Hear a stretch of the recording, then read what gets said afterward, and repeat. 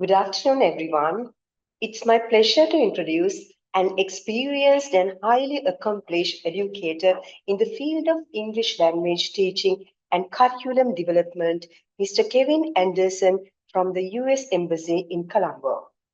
Currently serving at Peradeniya National College of Education, Mr. Anderson imparts his expertise by teaching general English classes for English teachers in training.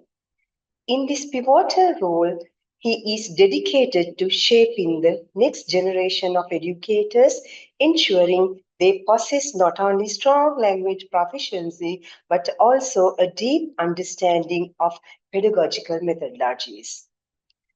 From 2015 to 2024, Mr. Kevin Anderson taught at the Community College of Qatar in Doha, where he contributed to the Foundation's English program and the Department of Languages and Literature as an academic coordinator for the Foundation program and academic writing courses. He also has extensive experience in curriculum design, assessment strategies, and accreditation process, making a significant impact on the academic development of students.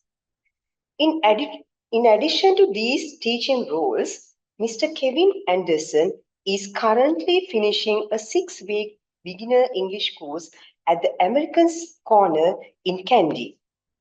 He is also designing a public speaking courses to be introduced in the upcoming year, continuing their commitment to providing high quality English education to diverse learners.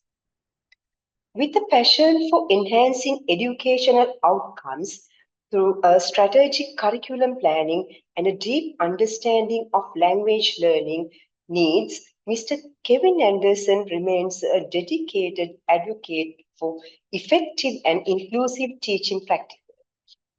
His expertise extends to a range of teaching innovations, and today we are fortunate to benefit from his insights in a workshop titled GenAI and Lesson Planning. This workshop promises to be an invaluable opportunity to explore how the integration of generative AI can transform and elevate the lesson planning process. Please join me in welcoming Mr. Kevin Anderson. Over to you, Mr. Kevin Anderson.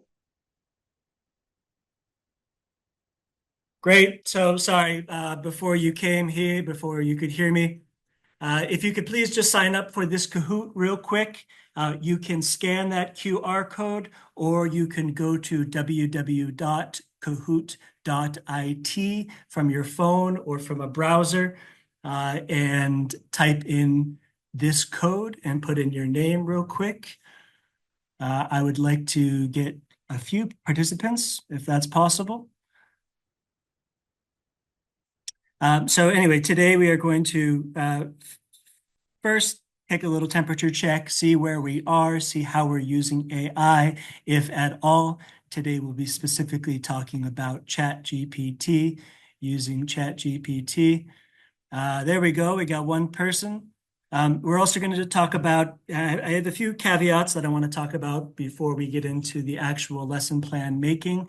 And then we'll talk about strengths and some weaknesses and some tips and tricks. And I have hopefully some helpful links for you and maybe even some courses, one course that you can take that will help you out. Okay, we got 4 people in right now. If you could just scan that QR code, I'd like to get it to, we have a good amount of people in here, so I think we could get this up to at least 20. 5.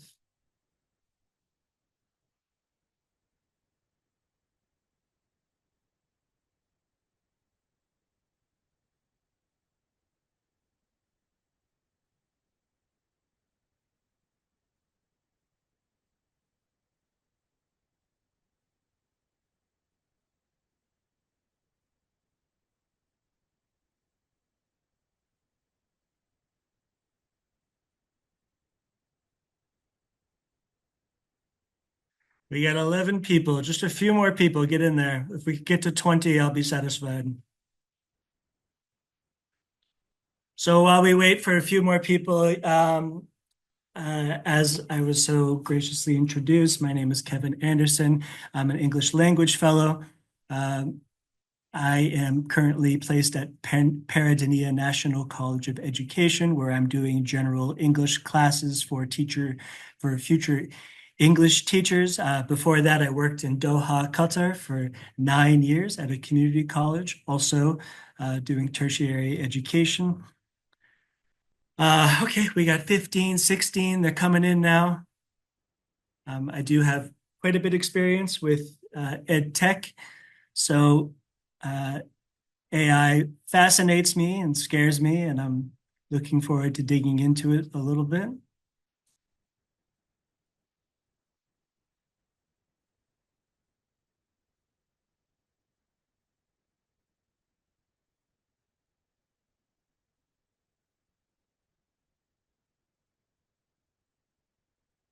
Okay, we got 20 people. We're going to go ahead and get started. 22 people. Even when I start, you can still join. The pin will be at the bottom here. So here we go. Razine, Mahishi, koala with an ice cream cone on your head. Perfect. Okay, pancakes on the head. Love it. Okay, let's get going. So if you've never done this, you'll have some, you can either type in some answers or you'll have 4 corresponding answers on the bottom. The red will be so how often do you use AI in general? Do you use it often, all the time, sometimes, rarely, never? For me, I would put myself probably in the sometimes to often. I would say my usage is increasing. So we've got often as winning. Sometimes only 6% of people, a small amount of people are saying never. Interesting.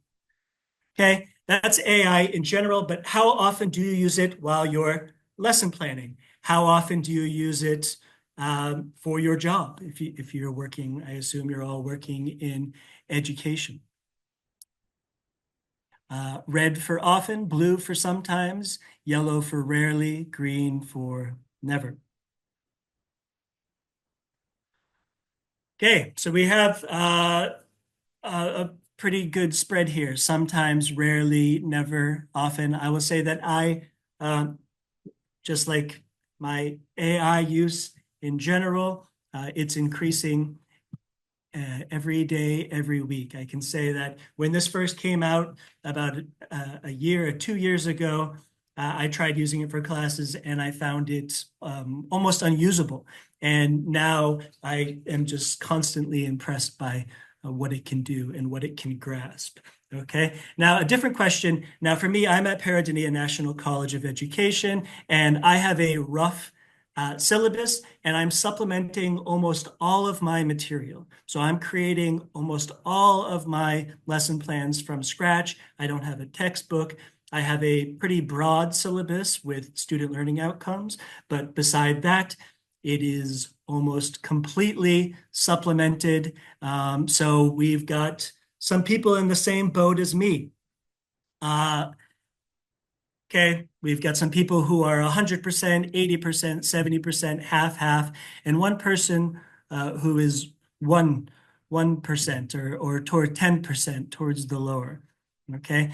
Now, for me, this is where AI has kind of been invaluable because I am completely starting from scratch every single day, it feels like. So you can only get so many resources. Good. So in a few words, just type, what are your main concerns about AI in education? Some of these things I might be able to address, and some of them I do not have an answer to. Got 15 seconds, so just a few words. 13 seconds, 12 seconds, 10 seconds. We got 1 answer, 2 answer. Sorry, not nearly enough time, but looks like we'll get a few answers in. Okay. Excellent. AI is very much useful, helpful a lot, effective planning. Okay, good. None of those are concerns, but I think it's great. Okay. Uh, are there any specific areas of your job that you find particularly challenging or frustrating? I hate to open up the complaint can of worms, but um, are there anything about your job that you find particularly challenging or frustrating? Some of these things we won't be able to address, um, but 9 answers. See, we got a lot more answers when it comes to constructive criticism. Okay, teaching, covering the syllabus, AI as a tool, planning lesson plans, frustrating, marking, stress. Yes, stress. I think stress is probably the time management, right? And I'm not happy to see this, but I think it's interesting I think that AI can address this. Lastly, okay, so we're going to create a lesson plan. So if you could just please pick a grammar point, what do you want to talk about for a grammar point?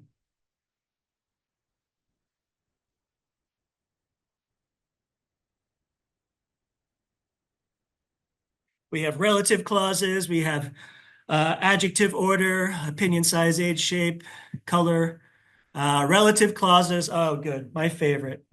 Wins. Okay. Subordinating conjunctions and present continuous. Very good. And let's pick a proficiency. What type of students are we talking about here? Beginner, intermediate, advanced. Beginner doesn't quite lend itself to relative clauses, but I think um, we can still do it.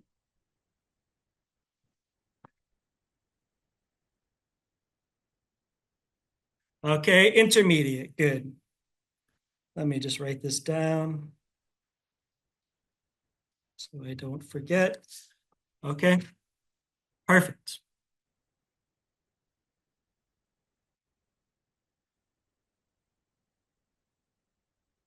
Got these weird marks on my screen and I don't know why. And I know it's something I've done with this, probably this annotation thing, but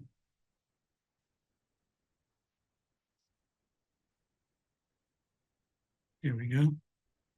Don't know how those got there.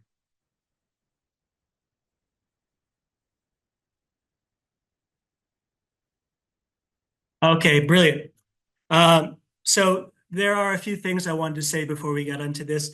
This is meant to be an introduction to AI, specifically ChatGPT and lesson planning. So if you are already pretty experienced with this, I don't know if there'll be that much new information for you. I'm not an expert. I'm pretty well versed on the consumer end of ChatGPT, but I'm not a prompt engineer or anything like that.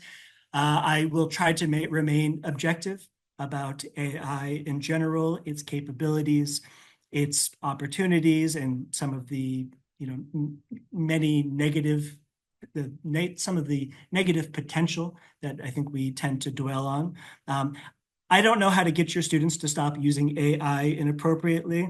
I think when AI first came out, I was teaching like a college composition course, and I was so excited to teach it, and it just completely steamrolled the class, and it became difficult to manage. So unfortunately, I don't know the answer to this besides returning to pencil and paper and things like this. Personally, I don't use AI to grade. Um, it's certainly capable of it, but I try not to do it. And something that has been reiterated, and I will reiterate again, that AI is a very useful yet imperfect tool. Okay, it's a great starting point, but your output is only as good as your input. Okay, prompting is truly a skill, and there are many idiosyncrasies that you must get used to. Um, but that's part and parcel of this whole thing. Okay, is it ethical? If you're taking a lesson plan, then as far as my understanding of generative AI, is that you are basically borrowing from an amalgam of available information that these companies are just feeding into the program. That's a wonderful question. It's a big question, which I don't know the answer to, but is it different from using a lesson plan from a book or an exercise from a website or something like this? Good. And none of these lesson plans are anything without a good teacher, and everything is context dependent. What I mean by this is that, so at the institution where I'm at, every student has a phone. No student has a laptop, or at least they don't bring it. We have projectors. Some of them work, some of them don't. And we actually have more access to these tools than we do to paper and things like this. So the days, if they ever really existed, of running off 50 to 100 copies of something are definitely not over. It's not a cost effective. So this can be a more cost effective. I think I see what's going on. Somebody seems to be annotating on I'm not sure how that's happening. Okay, so this is my context, and for me, it's worked quite well. As far as advantages go, this is a serious time saver. I mean, really, really, if you are spending, if you have an hour class and you're spending a half hour prepping for it, then I think you could cut that in half once you get good at it.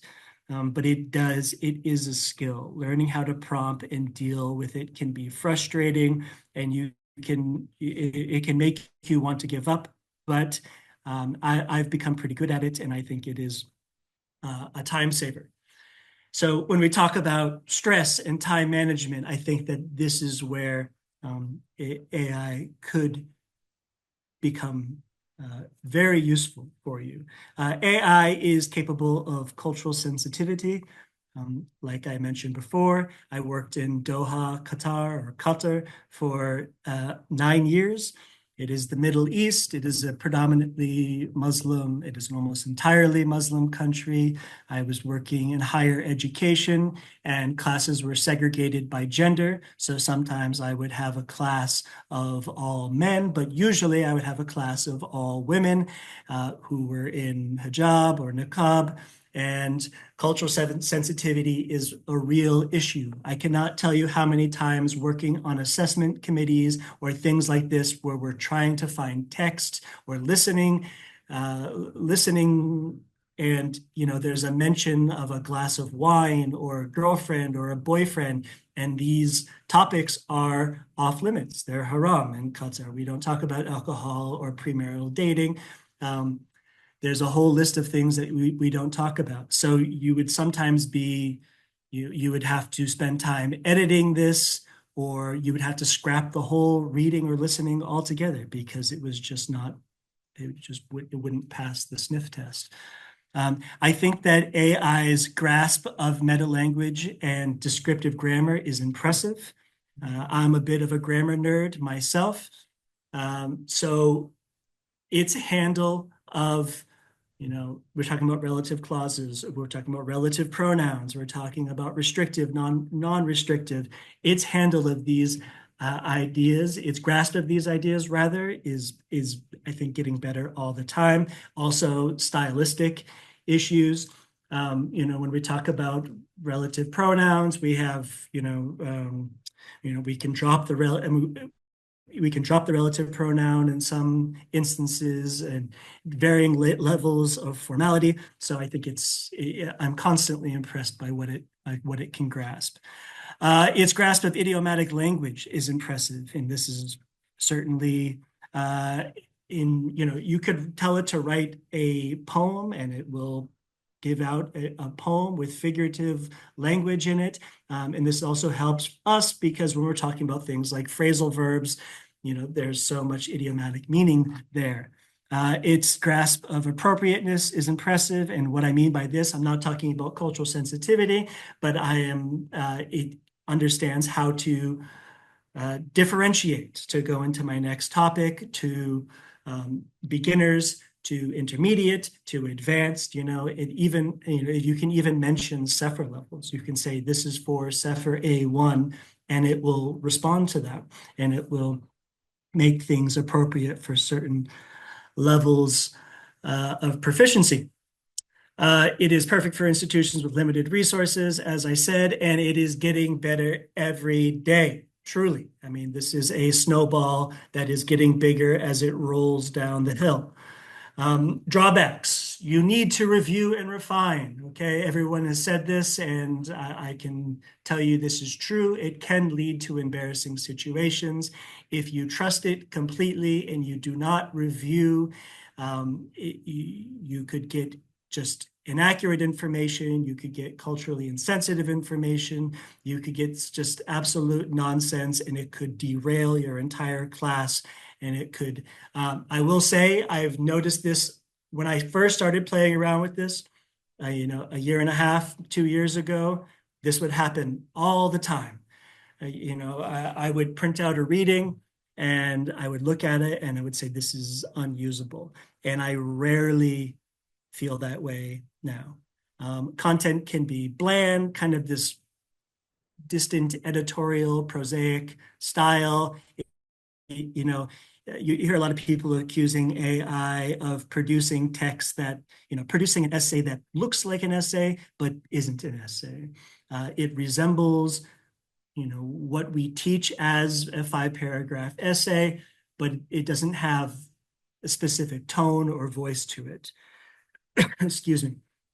When you do multiple choice questions, the answer tends to be B and C. This is a real thing. People used to joke when you take the SATs or whatever standardized test that if you just guess C for every answer, you'll do fairly well. But I find that, at least for now, ChatGPT gives B and C as the answer most often. Okay. I think there is a learning curve. At first, it can seem like more trouble than it's worth. It can be frustrating, but I find that it's the juice is worth the squeeze. There are myriad philosophical and moral implications. There's security and privacy information. That's one reason why I don't use AI to grade. I don't want to input student material beyond, I don't, it's questionable how professional it is to, we've all been staring at a stack of essays, and it would be nice to just pump them into AI and get feedback. But also those students didn't consent to having their information put into AI. ChatGPT is free. It's not an accident. Facebook and all these people are selling that data, and that is the business. The business is data. So there are a lot of philosophical and ethical implications. Please beware that many platforms offer useless AI features. I've gone through a lot of them, and a lot of companies now are scrambling to have some sort of AI feature into their platform, and I find that a lot of them are just not worth it, and so often you have to pay for them. Okay, and the drawback is that, yes, AI is improving every day, but it is also changing every day. So you might get used to something, doing something one way, getting positive results, and not getting consistent results all the time. Good. So let's try it out. Okay, brilliant. Okay, so you said relative clauses. I kind of predicted you would say relative.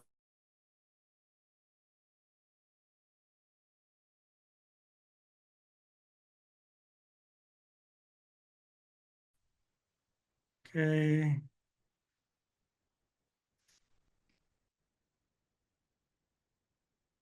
My internet connection is unstable. Amazing.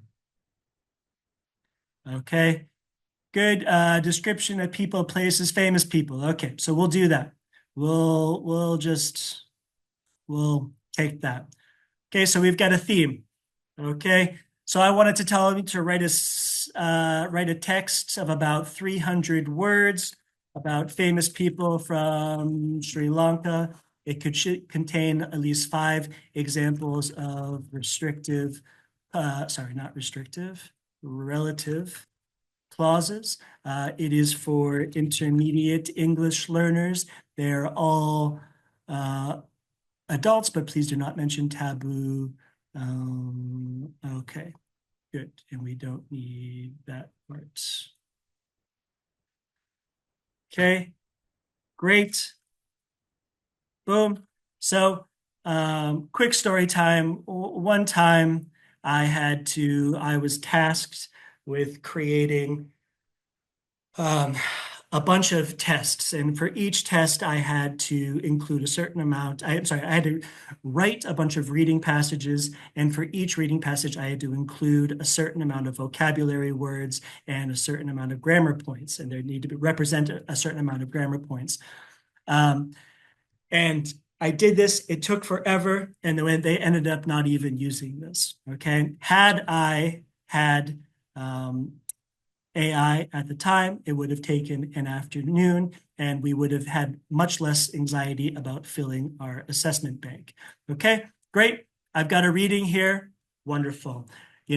Yes, you should review this. We obviously don't have time right now, but let's go into it. Let's get some comprehension questions, okay? So we're going to tell it to write 10 multiple choice comprehension questions about this passage, okay? Now for my syllabus, part of my SLOs, there are different reading skills that they assess. So I'm telling it, give me one main idea question, give me one inference question, give me one anaphora question, one cause and effect question, one vocabulary and context question, and one understanding discourse markers question, and the rest can be detail questions, okay? I like to say that the questions do not need to appear in this order. If you tell it something like this, it will give you all the questions in that order. But I like to tell it to make sure that the questions appear as they appear in the reading, okay? So they can read along, especially if they're doing listening. This is incredibly important, okay?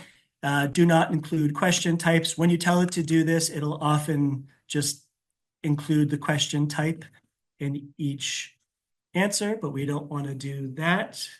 So here we go. Okay, great. We've got our 10 questions.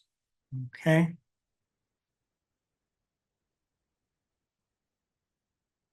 While I do that, I'm going to open up a new Word document. All right. Obviously, you need to review these. You need to make sure that the answers are correct. Okay, you need to make sure that it's appropriate. We don't have time to do that today.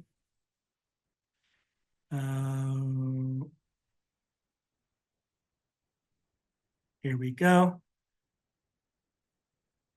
I'm going to save this, download, brilliant. And now we'll go to Microsoft Forms. This is, I believe, free. And I'm going to upload this to Microsoft Forms. I'm going to use Microsoft Forms quick import option right here. And this is the tricky part. I'm going to upload that Word document I just made. This doesn't always work. This is kind of the hold your breath part of the workshop, but we're going to review. Boom, look at that. Okay, you've got all your questions inside Microsoft Forms. Okay, unfortunately, Google Forms doesn't do this. At least I'm not aware of if it does this, but Microsoft Forms does this. I can put a title here. I can put my reading here.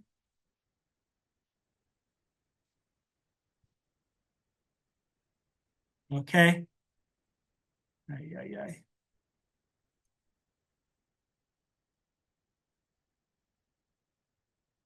Okay. It won't do the paragraphs. You got to go in and space out the paragraphs. Okay. But all the information's in here.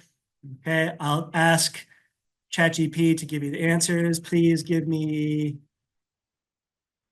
the answers in one line.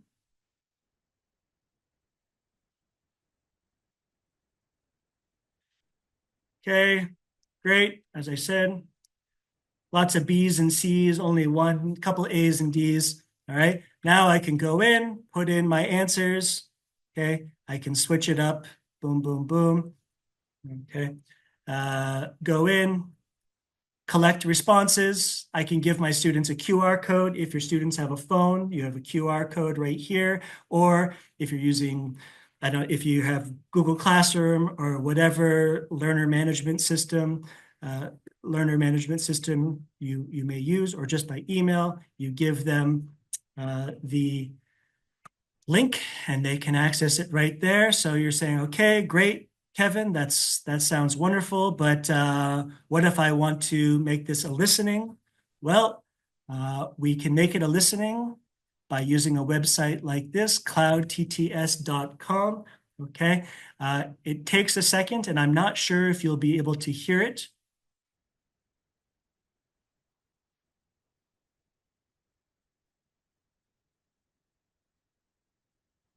Mm,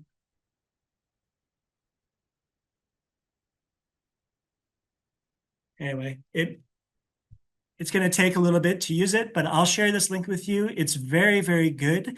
It speaks in a realistic way. I'm not sure if I can get I'm sure I can get the audio to go through. There we go. I don't know if you can hear that.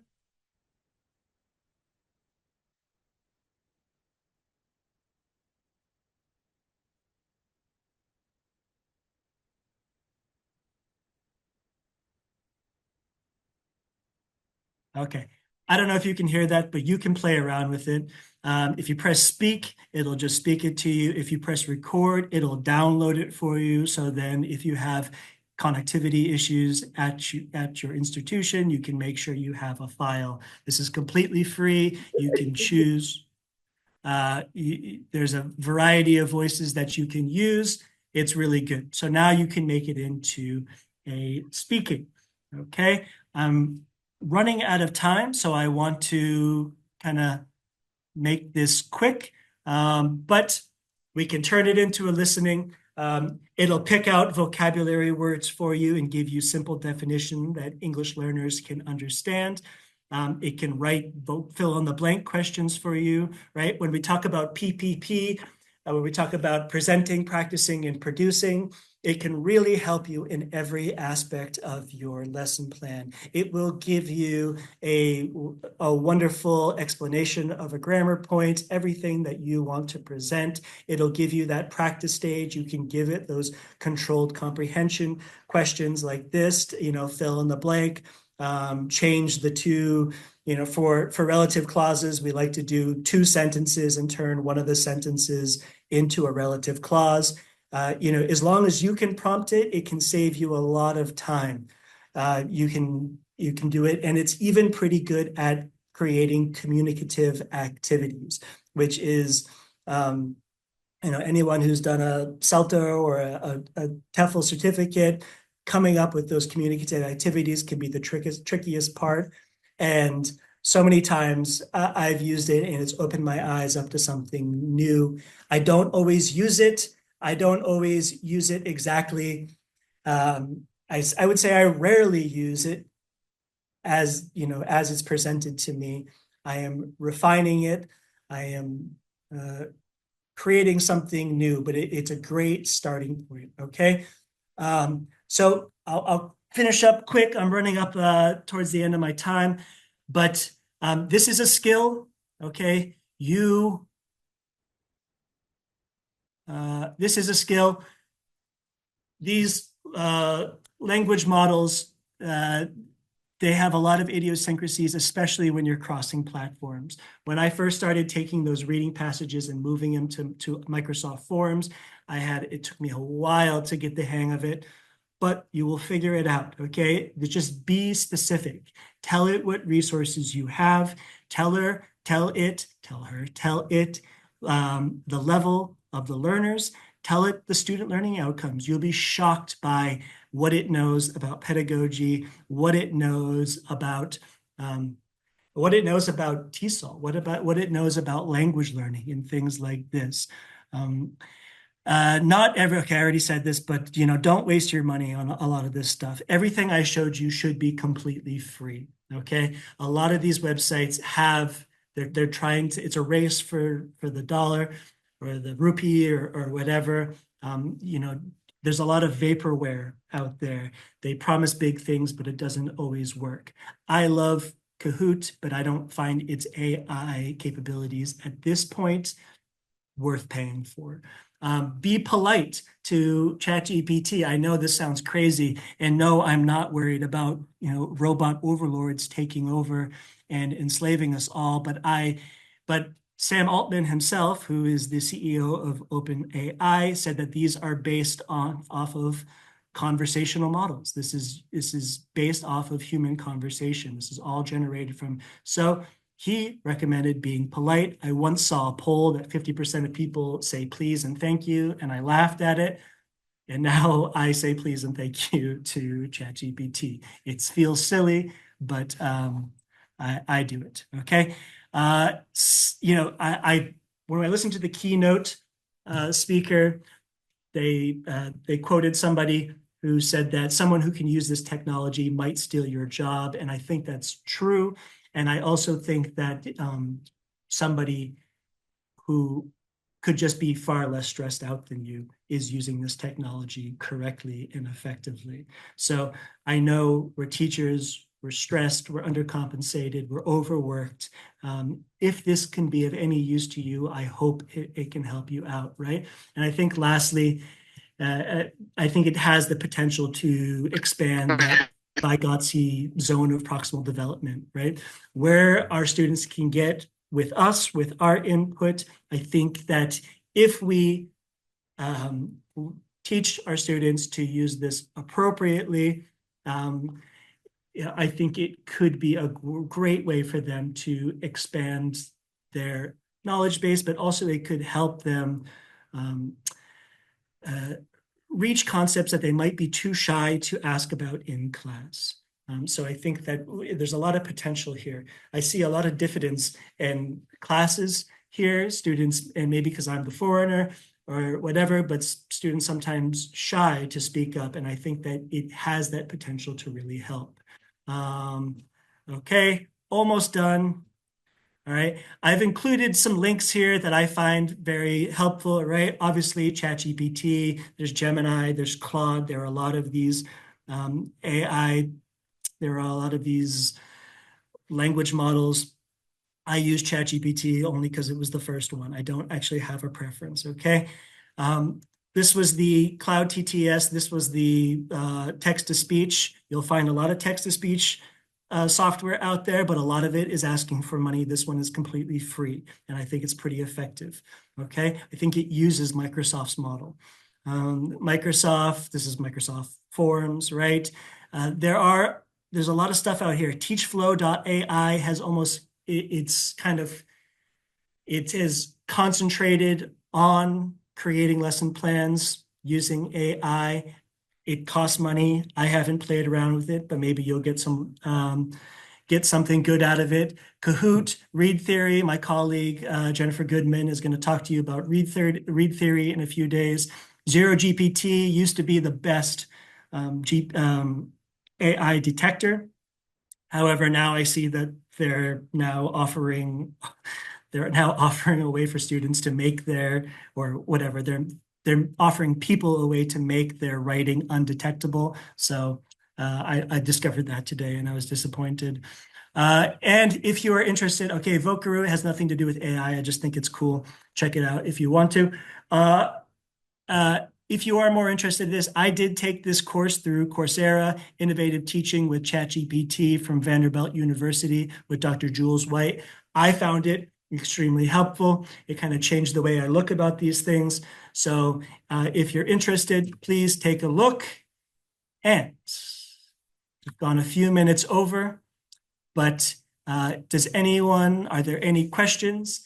I don't think we have much time for questions, but if you do, please feel free to email me. My email is candor37@gmail.com. I am based in Kandy for the next 7 months, so happy to chat. Okay, thank you very much, everybody, and best of luck. Thank you very much, sir. God bless you. Thank you so much, sir. And we got a nice knowledge about the lessons. Thank you. Thank you, Mr. Anderson, for sharing your insightful knowledge and making this a very valuable session.